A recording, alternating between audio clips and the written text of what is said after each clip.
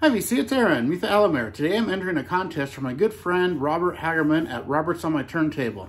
Now, me and Robert have been following each other for pretty much the whole time I've been in the VC. Really good friend of mine, one of the nicest guys in the world.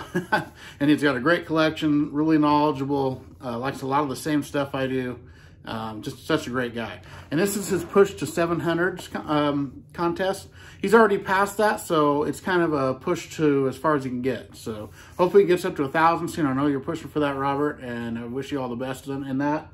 And this is a contest. You're showing your 5 records that were big influences on you in your teen years. So my teen years were 1983 to 1989. Right in there. So, you know, that's still my favorite era of music, really, especially the later part, going into the early 90s. I just really love that era of music. And I'm going to do something a little different here because I really had 2 stages in this. I had an early stage of my teen musical development and then a later stage, and they're completely different. So I'm going to split it into 2 parts and do 5 records from each because it was hard to do this with just focusing on them together because it wasn't complete, really. So I'll start out. So, of course, you know, growing up, I was very lucky. I had a really good family that loved music. So I grew up listening to records. I started out listening to Abbey Road and, you know, a lot of Beatles stuff and, you know, the Guess Who and stuff like that when I was like 3 and 4 years old. So I grew up around music and, you know, a lot of other stuff too. You know, Jim Croce, I remember in there, Paul Simon, a bunch of other stuff, Elton John, all kinds of records my parents listened to. So all that stuff is what I kind of grew up on. And when I got into my early teens, I started getting into things that they didn't know about. That was just, you know, what I discovered. And that's really when I started discovering bands on my own, was in my early teens. And I started off, you know, the Beatles were always my favorite band from the time I was 3, 4 years old until I started discovering my own bands. And they're still like, you know, Beatles, you know, it's the Beatles. So, but then a very odd thing happened. I discovered an artist that wasn't super popular, had a couple hits, but it kind of like became my artist because I was the one that was into him and not a lot of people knew about him, and that was Greg Kihn. So the Greg Kihn band became my favorite artist after the Beatles for just a short time. He's still one of my favorites. I love Greg Kihn. This album especially is almost like, I mean, just such a good record all the way through. It has stuff like the breakup song. One of my very favorites is called When the Music Starts. I really love that song. Valerie's great. Womankind. This is still one of my very favorite records of the 80s. I absolutely love this album. I think it's a masterpiece. And he had a lot of great records, but this is probably his best. It's just an amazing, amazing record all the way through. And something about these recordings on this Berserkly label, I don't know what it is, but they just have such good production. And this just sounds so great on vinyl. I always listen to it on cassette when I was younger, and the vinyl blows it away. It's just so good sounding. So that was really where I started branching off into my own thing. And then from there, I really got into the Cars. And especially during Shake It Up, and then I kind of went back and discovered their other stuff. But the Cars really influenced me a lot when I was a teen. I was really into like the power pop and like the harder edged new wave. Not the emo new wave, but the new wave kind of like the Cars. And like this band, and these 2 bands here, like and Duran Duran. I was really into Duran Duran. Those 2 bands, I still love every band I'm showing on here, but those bands really, like, I branched out and was something different than my parents brought me up on. And you know, I don't think they've ever really listened to these bands a lot, but this is a great Japanese pressing of this.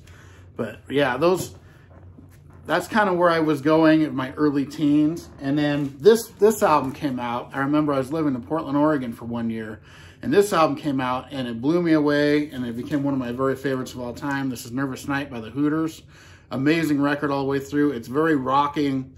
It's like the heavier edge of the pop. That's what I've always liked. And that kind of comes into play later. It's not like the synthy type stuff. It's more of the more rocking stuff. And this is a very rocking album. Really good stuff there. All You Zombies has always been one of my favorite songs, but that whole album's really great. And then this one kind of broke through. And when this album came out, this became my favorite band. And this is ZZ Top. When Eliminator came out, this totally floored me. And even though they started using some synths on this album, it is their heaviest record. It's it's almost like a hard rock record. I mean, it's just got such good stuff on here. Stuff like I Got the Six and Bad Girl and Dirty Dog are like hard rock songs.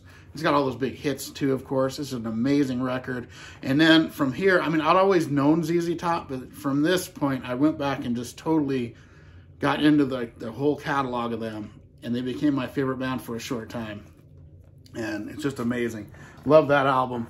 And I love them. That's a great band. But then, you know, when I started turning around 15 or 16, I got into this record. And this totally changed everything. I mean, it actually came out in 83, I think. So I mean, this is right at the same time. I was getting into that and this at the same time. And this got me into a heavier side of music. And this is the second half of my second five. And this one totally changed me. And from this point, I was always looking at the heavier side of everything. And even though this isn't considered a super heavy album at this point, back then, for someone growing up on, you know, the classic rock and then that stuff, this was really heavy. And I still love that record. And then from that point, I got into this band. Me and my friend discovered them through their first record and this record, and this is Wasp. And Wasp really got a heavier edge to me. And it's just, I really love the lyrics. I loved Blackie Lawless's singing, and I couldn't believe how catchy the stuff was, being so heavy. And it's just an amazing band. I love Wasp, one of my favorites still. And yeah, that totally sent me on another path of going even heavier. And then I started discovering this album. And then this band, and that made me go even heavier and into Dio, and then I'm going back into seeing his Black Sabbath and his Rainbow and Deep Purple, not Deep Purple, and Rainbow stuff, and just, you know, just amazing. And Ronnie James Dio, his vocals have totally inspired me my whole life. I think he's great, and this is just an amazing, you know, all of his Dio records are amazing. They're just nothing like them. Solid, every song's good, not a bad song on them. And then from that point, I got into this band. And I was a late bloomer on this band. This is 1985 when Asylum came out from Kiss. And I had always I thought Kiss was all right. I wasn't really into them. But when this came out, I didn't realize how heavy of a band they were. This is a good metal record. There's a couple singles on here that people think this record sounds like, but you put this on, it starts with King of the Mountain, that drumming by Eric Carr, just thunderous drumming and the heavy guitars. And then I was like, oh, wow, Kiss is actually really good. And then I started going back and rediscovering all their 70s stuff, their 80s. They became my favorite band. But that was after another band was my favorite. But they took over my life after a while. But this is what really got me into Kiss. And by 2 albums later, they were my favorite band. But this is the one that sent me on my Kiss journey. But before I got into Kiss so heavily, this album here totally changed my life and got me into thrash metal. And I remember I got it as a cassette. I didn't order it. It was from Columbia House, and it was the cassette of the month. And they sent it to me, and I was like, oh, wow, this looks interesting. Put it on. It changed my life. And from this, I got into Metallica and Anthrax and Death Angel. Those became 4 of my favorite bands of all time from this record. And then, you know, after that, this was my favorite band for a year or two, and then Kiss took over because Kiss's discography is just so huge. They became my favorite band. They were my favorite band until the 2000s when I discovered Clutch, and now it's like all these bands are kind of my favorite still. But that's kind of my musical journey through my teens, and, you know, going from Greg Kihn and Duran Duran to Megadeth and Dio, you know, that's just kind of that whole thing in my teens. It was just ever changing, and I still love every one of these bands. So, all right, well, this has been a fun one, and thank you, Robert, and everyone sub Robert Hagerman. Robert's on my turntable. Great guy, great channel. Everyone have a good one. I'll see you later.